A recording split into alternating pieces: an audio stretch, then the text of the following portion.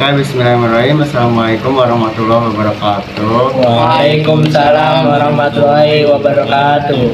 Terima kasih kepada akang-akang sekalian yang telah hadir di acara penyuluhan ini. Perkenalkan, nama saya Surya Pratama. Saya dari Perawat Stekes Region Karawang ingin melakukan kegiatan penyuluhan tugas dari mata kuliah perawatan HIV/AIDS. Apa sih itu penyuluhan? Penyuluhan adalah suatu kegiatan mendidik suatu kepada individu maupun kelompok, memberi pengetahuan informasi-informasi dan berbagai kemampuan agar dapat menentukan sikap dan perilaku hidup yang seharusnya. Oke, saya langsung saja ya Pak, ya Kang. Apa sih itu pengertian HIV/AIDS? HIV/AIDS adalah suatu virus yang menyerang sistem kekebalan tubuh manusia. AIDS adalah kependekatan dari Acquired Immunodeficiency Syndrome. Acquired berarti didapat, bukan turunan. Imun terkait dengan sistem kekebalan tubuh kita. Deficiency berarti kurangan, sindrom atau sindrom berarti penyakit dengan kumpulan gejala, bukan gejala tertentu. Jadi AIDS berarti kumpulan gejala akibat kekurangan atau kelemahan sistem kekebalan tubuh yang dibentuk setelah kita lahir. AIDS muncul setelah virus HIV menyerang sistem kekebalan tubuh. Selama kita hingga 10 tahun atau lebih, HIV atau Human Immunodeficiency Virus merupakan virus yang dapat menyebabkan AIDS dengan cara menyerang sel darah putih yang bernama sel CD4, sehingga dapat merusak sistem kekebalan tubuh manusia. AIDS atau kumpulan berbagai gejala penyakit akibat turunnya kekebalan tubuh individu akibat HIV. Ketika individu sudah tidak lagi memiliki sistem kekebalan tubuh, maka semua penyakit dapat mudah masuk ke dalam tubuh. Karena sistem kekebalan tubuhnya menjadi sangat lemah, penyakit yang tadinya tidak berbahaya akan menjadi sangat berbahaya. Apa sih itu penyebab adanya HIV dan AIDS? Virus yang masuk ke dalam tubuh manusia, terutama melalui perantara darah dan sekret vagina. Setelah memasuki tubuh manusia, maka target utama kuman adalah limfosit, karena virus mempunyai antisipasi terhadap molekul permukaan. Virus ini akan membawa informasi genetik dalam bentuk yang terintegrasi di dalam informasi genetik dari sel-sel yang disangrai, yaitu merubah bentuk RNA. Cepat lamanya waktu seseorang terinfeksi HIV mengembangkan AIDS dapat bervariasi antara individu. Dibiarkan tanpa pengobatan, mayoritas yang terinfeksi HIV akan mengembangkan tanpa ada tanda-tanda penyakit terkait HIV selama 5-10 tahun. Meskipun ini bisa lebih pendek waktu antara mendapatkan HIV dan didiagnosis AIDS, biasanya antara 10-15 tahun, tetapi terkadang lebih lama. Terapi antiretroviral dapat memperlambat perkembangan penyakit yang mencegah virus bereplikasi, dan oleh karena itu mengurangi jumlah virus dalam darah orang yang terinfeksi.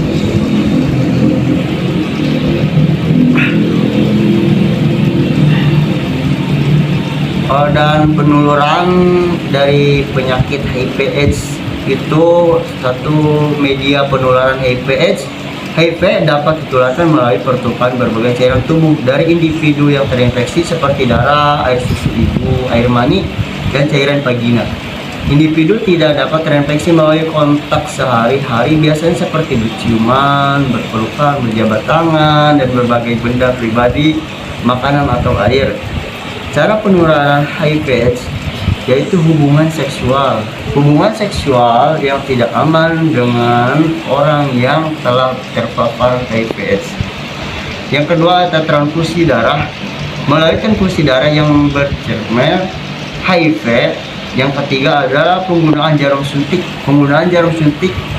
Ada tindik tato atau pisau cukur yang dapat menimbulkan luka atau yang tidak. Dan yang keempat, ibu hamil kepada anak yang dikandungnya, anteral.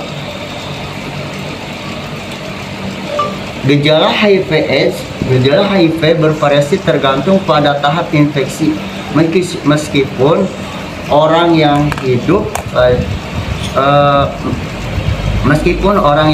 dengan HIV cenderung paling menular dalam individu, mungkin tidak mengalami gejala-gejala atau penyakit seperti influenza, termasuk demam, sakit kepala, atau sakit tenggorokan.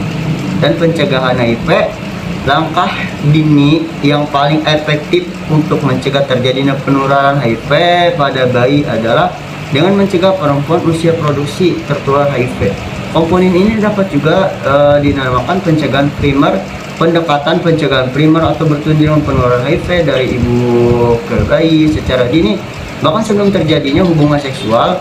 Hal ini berarti mencegah perempuan muda pada usia produksi, ibu hamil, dan pasangan untuk tidak terinfeksi HIV. Dengan demikian, penularan HIV dari ibu ke bayi dijamin bisa dicegah untuk menghindari penularan HIV dengan konsep ABCD.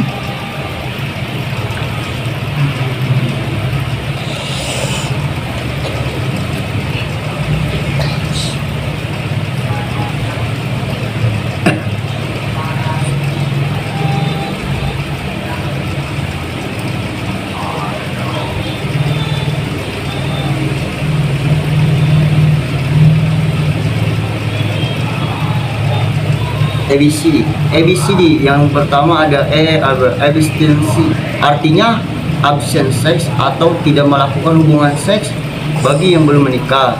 Dan B, be faithful, artinya bersikap saling setia kepada satu pasangan seks. Kita bisa disebut tidak berganti-ganti pasangan. Dan yang C ada kondom, artinya cegah penularan HIV melalui hubungan seksual dengan menggunakan kondom. Dan yang D ada drug, artinya dilarang menggunakan narkoba.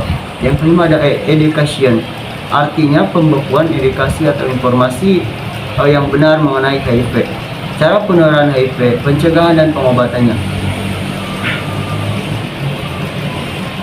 Penggunaan kondom pria dan wanita. Penggunaan kondom pria dan wanita yang benar dan konsisten selama penetrasi vagina atau dubur dapat melindungi dari penyebaran infeksi penularan seksual termasuk HIV. Bukti menunjukkan bahwa kondom status memiliki efek perlindungan 85% atau lebih besar terhadap HIV dan infeksi penularan seksual atau IMS. Tes dan konseling untuk HIV dan IMS. Pengujian HIV dan IMS lainnya sangat disarankan untuk semua orang yang mengatakan salah satu faktor risiko dengan cara orang belajar dengan status infeksi mereka sendiri untuk mengakses layanan pencegahan dan perawatan yang diperlukan tanpa penundaan. Yang ketiga, tes dan konseling. Terkaitan dengan perawatan tuberkulosis atau TB adalah penyakit yang paling umum dan penyebab kematian di antara orang dengan HIV. Hal ini fatal jika tidak terdeteksi atau tidak diobati, yang bertanggung jawab untuk lebih dari 1 dan 3 kematian terkait HIV. Yang keempat, sunat laki-laki oleh medis secara sukarela. Sunat laki-laki oleh medis mengurangi risiko faktor infeksi HIV sekitar 60% pada pria heteroseksual. Sunat laki-laki oleh medis juga dianggap sebagai pendekatan yang baik untuk menjangkau laki-laki.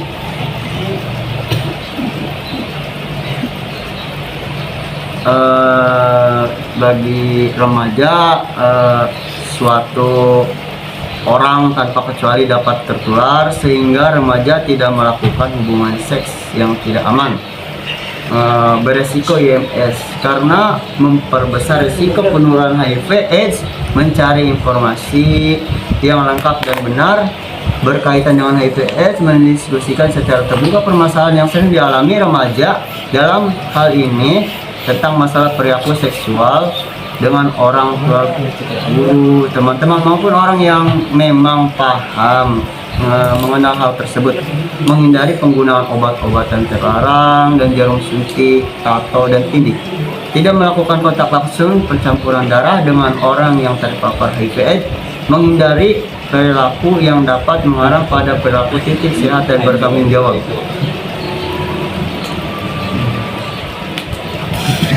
Oke, baik, untuk penjelasan saya mungkin itu saja. Mungkin Kang ada yang bisa ditanyakan. Bagaimana cara tanya Pak? Bagaimana penularannya? Maksudnya penularan gimana? Cara penularannya? Ya.